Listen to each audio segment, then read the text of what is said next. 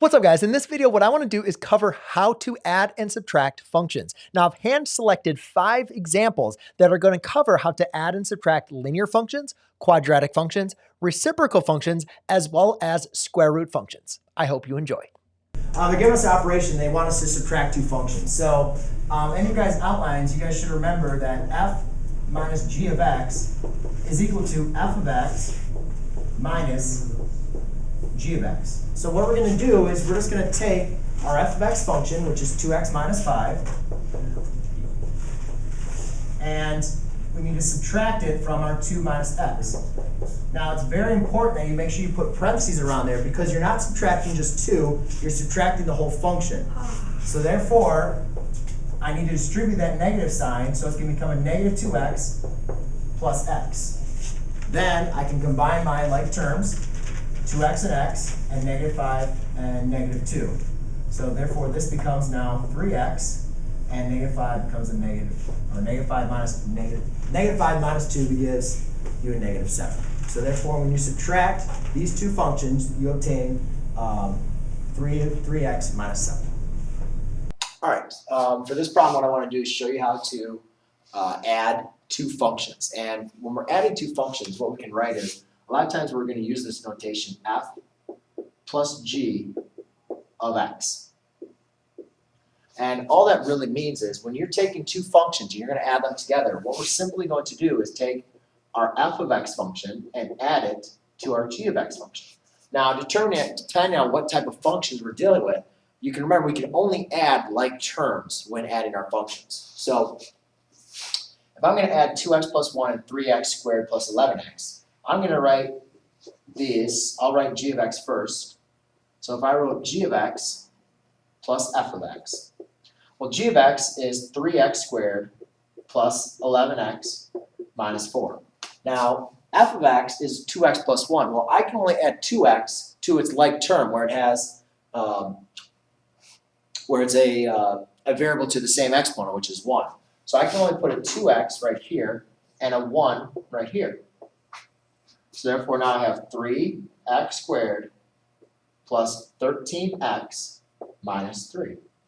So I can say f plus g of x equals 3x squared plus 13x minus 3. All right, what I'd like to do is show you how to do the composition, not the composition, but adding, subtracting, multiplying, dividing when we have 2 functions. So first thing we're going to do is I'm going to look at f plus g of x. And if I'm given the function f of x equals 1 over x and g of x equals 1 over x squared. So really all I'm going to do is what they're saying is just add your function of f of x and add your function g of x and see what happens. So f of x is equal to 1 over x. And I think I got enough room, so I'll just write. So f plus g of x is going to look like 1 over x plus 1 over x squared. Now, just like any other fractions, you can't add fractions unless you have common denominators. So to get these to be common denominator, I'm going to have to multiply by x over x. Therefore, I'll obtain x over x squared plus 1 over x squared. Now, I can combine my fractions with the same denominator, and I'll be left with x plus 1 over x squared. If I was going to do f minus g of x, I would have the exact same thing. It'd be 1 over x minus 1 over x squared. Okay. Let's have a seat real quick. Need anything? Huh? Yes? You're taking a video? Yeah. It's okay. Oh. You can sit down. I'll be finished in just a second. Okay. So we have 1 over x minus 1 over x squared. To get them to be the same denominator, I have to multiply by x over x. Therefore, I'll obtain x over x squared minus 1 over x squared. Therefore, my answer equals x minus 1 over x squared. To do f times g of x, you're going to just multiply your 2 fractions. So it'd be 1 over x times 1 over x squared. Well, 1 times 1 gives me 1. X times x squared gives me x cubed. And finally, our last one is f over g of x equals f of x, which is 1 over x, times g of x, which is 1 over x squared. To get our fraction off the bottom, I have to multiply by my reciprocal. Now that cancels to 1, so I'm left with 1 over x multiplied by x squared over 1. 1 times x squared is x squared. X times 1 is x. This cancels out to give me x. And we also know that since our original division, x cannot equal 0. And that is how you use your operations with two functions. Let's go through our two operations. The first two, which we can talk about in this one, is f of x plus g of x. And let's also do f of x minus g of x. Now, I'm doing these together because you can obviously see, ladies and gentlemen, that these, well, actually, let me put a little bit of work here. F of x plus g of x is going to be adding them. Now, I'm choosing a harder problem. If you guys had some easier ones, you would just be combining like terms, right? But I did choose this problem for an example, or for a reason, because what you're doing is you're simply taking the function f of x and adding it to the function g of x. Now, can you add a rational fraction plus a radical? No, I mean, there's not like terms, so you can't add them, right? If it was x squared and 2x squared, then you would combine like terms, right? And you will have easy problems like that. But I'm trying to do actually a more difficult one for you. However, we can simplify this. And I would like you guys to remember simplifying this. We're actually going to do a review on this because this is actually really important. But in Algebra 2, you did learn how to add rational expressions. And you guys should notice that to add rational expressions, they have to have a common denominator. And the common denominator of x squared plus 5 and 1 is x squared plus 5. So you'd multiply x squared plus 5 on the top and the bottom.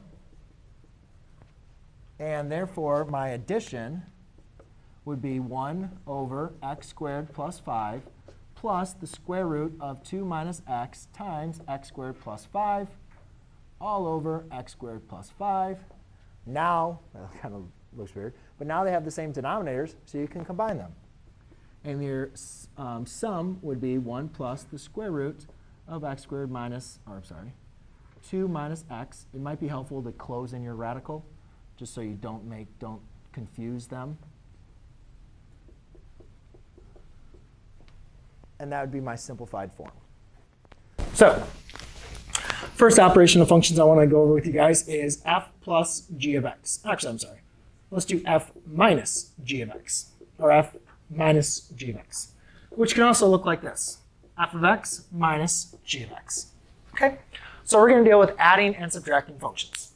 Now, when we're dealing with adding and subtracting functions, you're basically just taking whatever the expression or the rule of one function, and you're subtracting from the rule of the other function.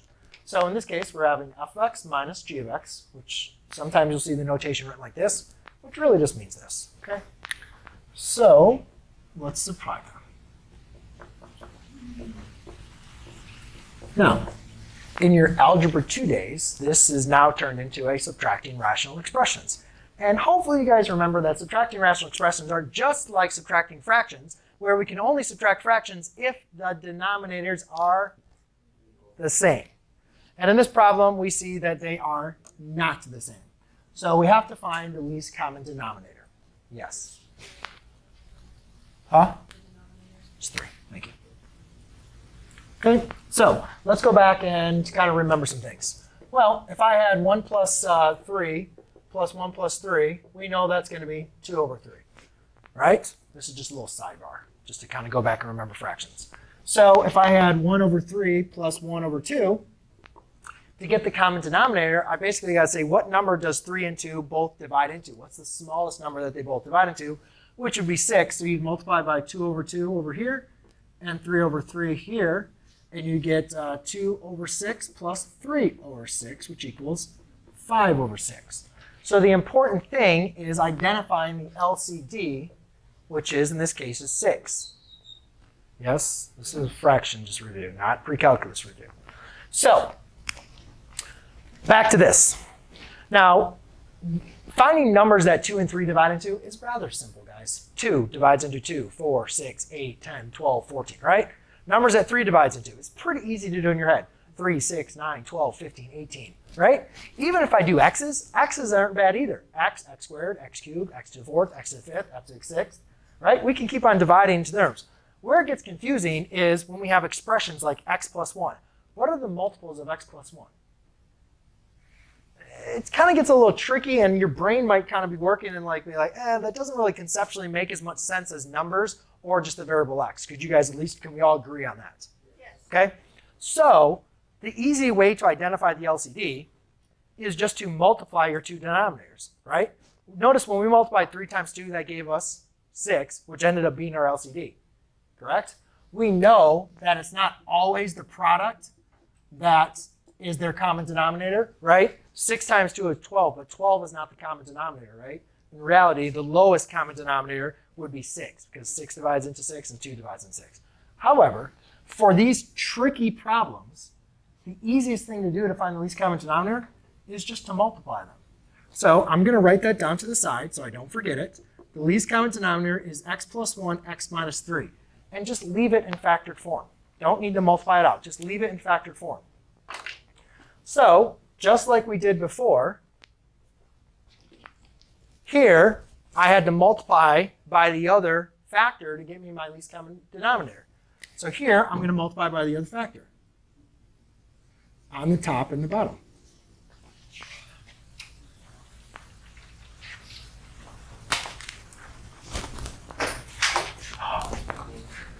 Did you guys follow? Yes? No? Okay. Now, I really have negative 3 times x minus 3 all over x minus 3 times x plus 1 minus 2 times x plus 1 all over x minus 3 times x plus 1. Now, I can agree with you guys. This looks way more confusing than this example. However, are the denominators exactly the same? So, as long as the denominators are exactly the same, our resultant, our sum, is just going to be still the same denominator, and then we just apply the operation to the numerator. Okay? So now here you might want to say, well, how am I going to add these? Well, let's simplify this. So I'm going to apply distributive properties. So that's a negative 3x. Negative 3 times negative 3 is plus 9. This is really a negative 2, so it's negative 2x minus 2. Make sure you carry that when you multiply the 2. Make sure you remember it's a negative 2. And then that's all over x minus 3 times x plus 1. Okay, and then we can go ahead and simplify this to get our final answer. So therefore we'd have, if you owe me $3 and you borrow $2 more, how much money do you have? You owe me $5, right? So negative 3x minus 2x is negative 5x. 9 minus 2 is a positive 7. All over x minus 3 times x plus 1. So that was your Algebra 2 review for you. So we're going to add a little pre-calculus into this. What did we practice on the first quiz that we did? We always learned how to find the domain. So rather than multiplying this out, this is already in factored form. When we're trying to find the domain, when it's already in factored form, that's pretty nice, right? We kind of like that, correct? So if I wanted to find the domain, I got to figure out what values are going to make the denominator equal to 0. Well, I can just look by inspection and say x cannot equal 3 and x cannot equal negative 1. So my domain is going to be negative infinity to negative 1, union negative 1 to 3, union 3 to infinity. Just like your homework problem that I did, right? Kind of the same thing.